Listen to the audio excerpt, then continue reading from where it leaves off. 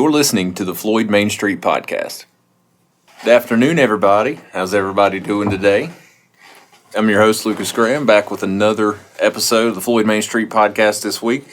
Got a couple familiar voices here again this week, Mr. Chad Harris and Eric Branscombe. How y'all doing? Hey, Chad. Doing well. How's everybody? Lucas, you doing all right? Yeah, we're doing all right today. We got a lot in the news this week to talk about. We're going to be talking about things this week from follow-ups to last week about the accident involving a young Floyd County man. Some excitement going on at the courthouse while court was in session this week. We're also going to be talking about some work going on in the town, Kids Fishing Day, some stuff going on at Citizens. A lot to unpack. Once you hit spring, it cuts loose around here. Oh gosh, it's every week. It's every week, and there's a lot going on around here. So we're going to dive into it, whether it's an event, news, sports, all things Floyd. So let's do it. So we're just so everybody gets kind of a frame of reference. We're recording this on Saturday, May 3rd. So we're going to try to cover the thing because we've had a lot of events going on today that we reported on last week, and we got events coming up over the weekend and Sunday that you won't get on this podcast because we're still trying to cover everything that's going on. That's right. We'll jump into our headline this week, talking about the accident that occurred last week with young Josiah Cochran. The community has rallied around this kid. I know that people have seen that and people have stepped up. There's some fundraisers coming up that we talked about last week. One of them is actually Monday night at the Blue Ridge Restaurant. We had talked about that one coming up. And there's another one coming up for those. Chad, if you want to dive into it, I know Jamie Huff had went live on Facebook to talk more in detail about it recently, about that fundraiser coming up too for him. Yeah, next weekend at the high school. He did go live. It looked like he was very receptive. It reached a lot of people. Just talking about the donors and what all's been donated for the silent auction and the live auction and the lineup for the singers whenever the car show, and it looks like there's a lot of cool stuff to bid on. Yeah, this just kind of comes out of the blue for it. He's putting that thing together. And one thing I noticed in watching his Facebook Live run was that they're looking for volunteers to help. So if there's people out there that want to get, check out what Jamie's page he set up on Facebook and see if he needs some help putting things together, because I think that everybody pitching in and try to make this thing a big success for the Cochran family. Yeah. That's right. Looks like Jamie and kind of wanted to do a fundraiser for this boy, and Todd Kinsor was another that wanted to do a fundraiser, and I think they kind of met, had dinner one night, and just decided to combine both their ideas into one large event. And I hope it's successful. It looks like it's got a lot of reaction, so the community's definitely getting involved and stepping up. Yeah, absolutely.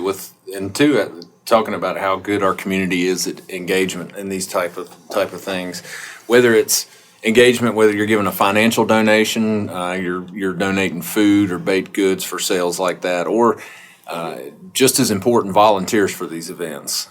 There's multiple ways to give back, and we've got an awesome community that does that. So make sure to reach out to Jamie Huff there on Facebook if you want to get active in this coming up next weekend. Eric, let's talk about some excitement going on here at the courtroom this week. I heard that the roof literally caved in while court was in session, nonetheless. It was a little out of hand. What happened?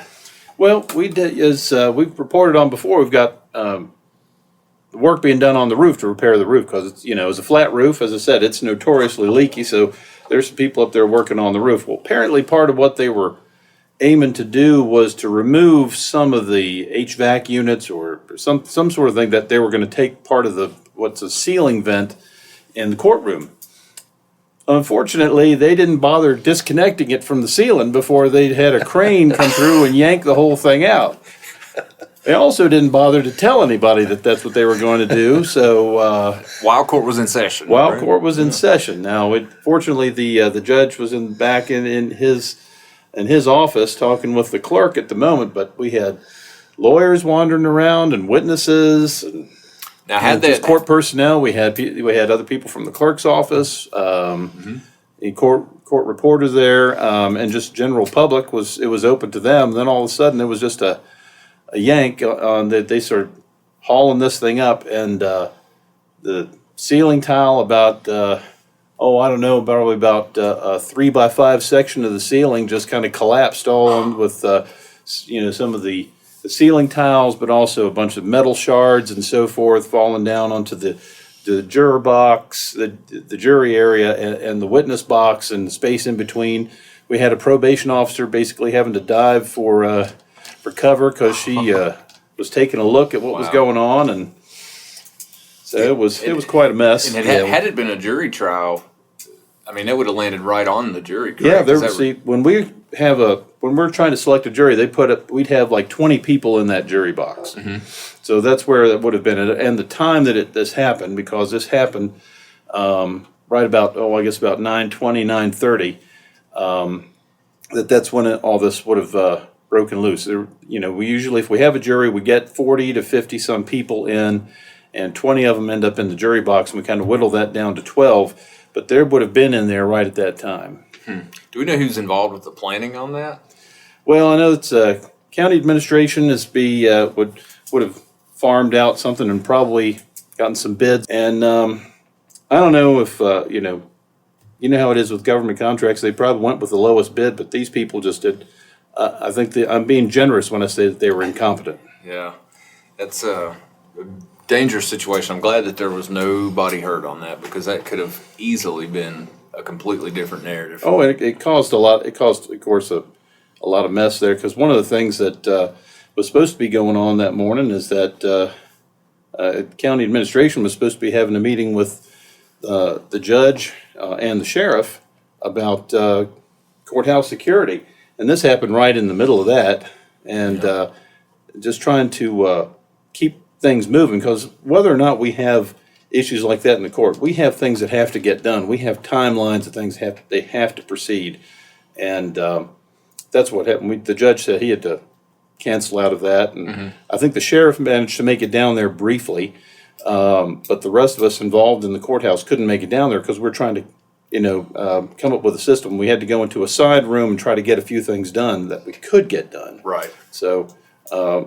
I think the county went on with that meeting, but strangely enough, they went on with the meeting with most of the people not being there. So there you go. Well, our listeners can also, if they want to dive more into that story, I believe WSLS picked up on it and did a piece on the event. Did they? Yeah, they did. So they can check out WSLS Channel 10's website for more information on that. Something else that I saw in the news this week, if one of y'all wants to talk about it here, what's the deal with this? I believe the empty bowls, they were collecting 10,000. Well, there was the empty bowls that they've been doing this, I don't know, for 10, 12 years now, where they hold this fundraiser to help raise funds for feeding underprivileged children in Floyd. And this year they're very successful. It was on Sunday at the high school, and I haven't heard the final amount, but at least the preliminary amount that was reported, that they raised something in the neighborhood of $10,000 for those funds. Wow. It's a big chunk of money. Mm-hmm. It's awesome. Chad, I know there's some work and some stuff going on in town with some sewer work. I don't know if that's going to impact traffic or not. What do you know about that? Yeah, VDOT had reached out to our office just to give us the heads up that there would be some work on a sewer installation right there at the new Skyline Bank building. I guess they're going underneath the road there at 221. Okay. So there will be some construction. It looks like that starts May 6th and will run to at least May 8th. The good thing about it is the work hours look to be from 8 p.m. to 6 a.m. So it may not be a whole lot of traffic problems or traffic issues for everybody going to work and things of that nature. I think most people would agree with this statement that do daily travels on, especially main roads in the county like that, appreciate the work being done at night. Yeah. That can cut down on times, and with these country roads, it's not entirely out of reasoning to think that you could completely get backed up in the middle of a blind curve. Oh, that happened just last night. I don't know if y'all knew anything about this, but right about 4:30 or so, there was a single vehicle accident on 221 North, just near Providence Farm. I think it was investigated by the state police as a DUI, but this fellow in the van apparently overturned and blocked both north and south. So the road was blocked there for a while until they could haul off. That the van had flipped over, and they had to you had to get an emergency person in there to haul it off. As a sweet Providence farm. Mm-hmm. Okay. Well, Chad, sticking with you, the sheriff's office has got a big event coming up Saturday, the Kids Fishing Day. Is that correct? Yeah, that's right. Looks like Saturday, May 10th, and that starts at 10 a.m. and runs to 1 p.m. I don't know what annual number this is, but I know this has been going on for at least 10 years that I can think of, and probably a whole lot longer than that. I was going to say, it's got to be more, because I remember taking my kids to it when they were little, and they're both graduating from college now, so. Yeah. Okay. Yeah, and it's always been successful. It usually has a great turnout, lots of kids, and just like the Josiah Cochran event, they could always use volunteers to show up and untangle fishing lines. So if you're not doing anything Saturday, May 10th, come on out, and I'm sure the sheriff will put you to work. Yeah, and there's even some, is there trophies, or is there some type of reward for placing as far as the fish? So I believe they do like the biggest fish, and then they do that also by the age groups. Okay, good deal. Well, it's just so much fun for the kids. I mean, Oh, yeah. my kids went out there, it's just, they'd caught a fish. They didn't know what to do with it. I mean, my daughter was probably only 6 years old. She thought it was the coolest thing ever. And you probably baited the hook for her. well, absolutely. I'm like, she's going to do that. She would, if she'd had to go hold that hook, she would have, whacked it on her brother. They're that kind of, they're always fighting. Yeah. Guys, I know Citizens recently this week did some stuff involving some care packages for was it the elderly, or I'm not sure what the demographic was, but the sheriff's office helped with that also, didn't it? Yeah, Chad? it's through New River Valley Agency on Aging. Okay. New River Valley Agency on Aging. Say that 3 times real fast. But yeah, so we've done this for, I guess, several years, probably 3, 4, 5 years. And we partner up with Citizens. What they do, they collect these household goods and some names of people that need these supplies, and we'll make those deliveries. And we delivered to 38 people, if I'm not mistaken. Wow. Yeah. That's an awesome thing. And I'm sure every one of them are very grateful. It's non-perishable items, correct? Yeah, Just essential. everyday supplies. Okay. Like cleaning supplies, things of that nature. Yeah. Moving on back to county stuff, I know early voting is now live, correct? That's right. So if you see, like, some of the cones around the courthouse aren't just for the roof work. It's for when you have the limits put on voting. And so apparently statewide, I believe there's a Democratic primary.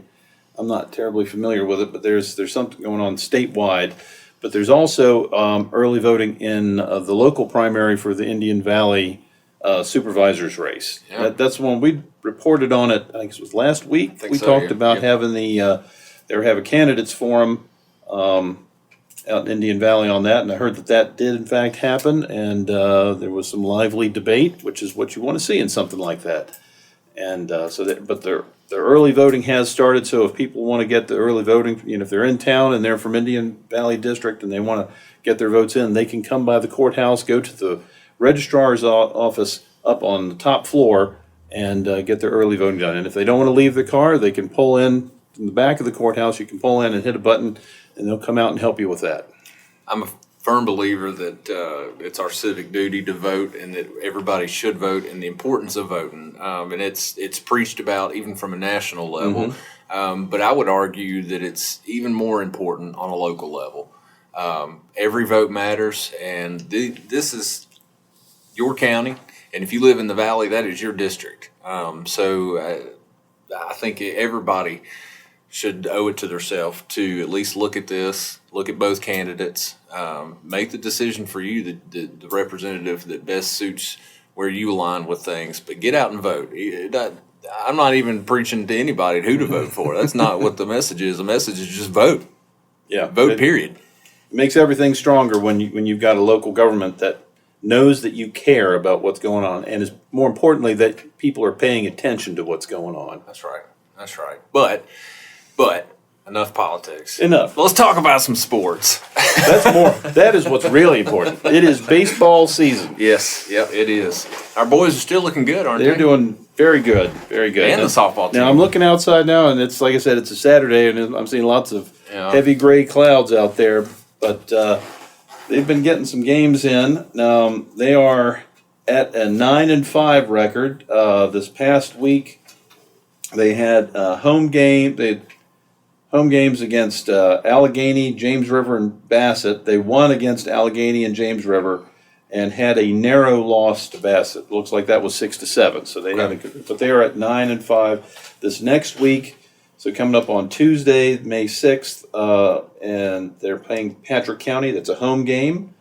On Thursday, the 8th, they're having a game against Martinsville. That is also a home game. And on the 10th, against Carroll County, that's going to be a home game as well.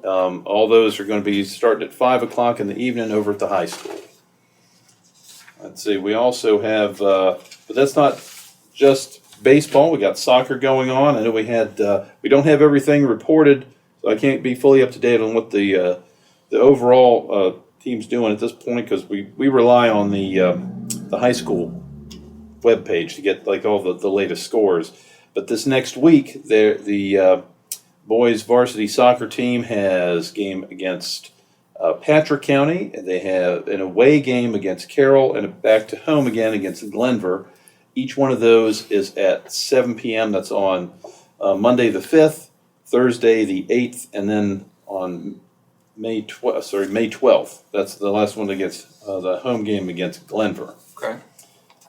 All right, girls varsity softball.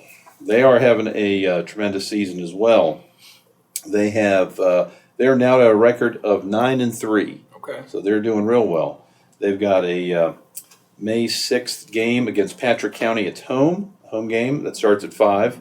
On May 8th against Fort Chiswell, that's also at home. And then finally on May 9th on Friday against Carroll County, that is an away game.